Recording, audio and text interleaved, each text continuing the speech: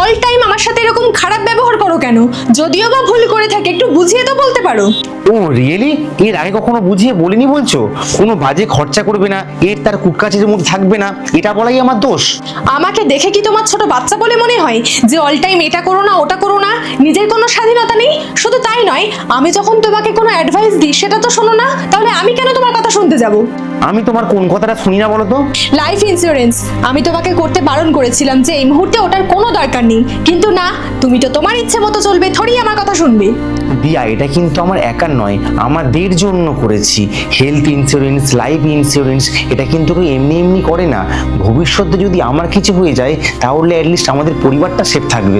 ও hello, এক্ষুনি তুমি মরবে না বা কোথাও চলেও যাবে না, সো এসব ন্যাকামোর কথা আমাকে বলতে এসো না। তুমি এমন বাজে ব্যবহার করো না, মাঝে মাঝে মনে হয় বাড়িতে আসাই বন্ধ করে দিই। দরকার নেই, আসছো কেন? ঠিক আছে।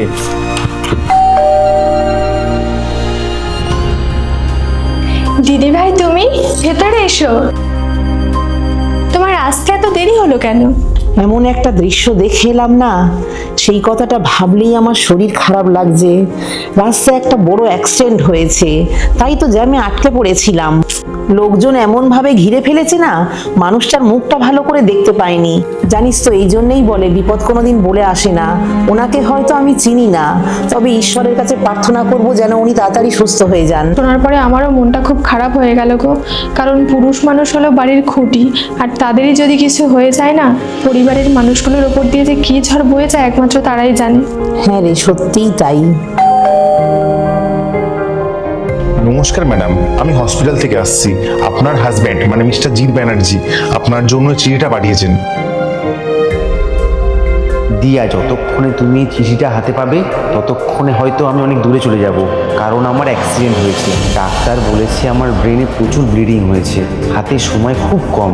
জানো তো, তোমাকে শেষবারের মতো দেখার খুব ইচ্ছে করছে, তবে জানি আমাকে এই অবস্থায় দেখার পরে তুমি নিজেকে একদম সামলে রাখতে পারবে না, আর যাওয়ার সময় তোমার চোখের জল সহ্য করতে পারবো না। তুমি সেই নারী যাকে শেষ নিঃশ্বাস পর্যন্ত ভালোবেসে যাব।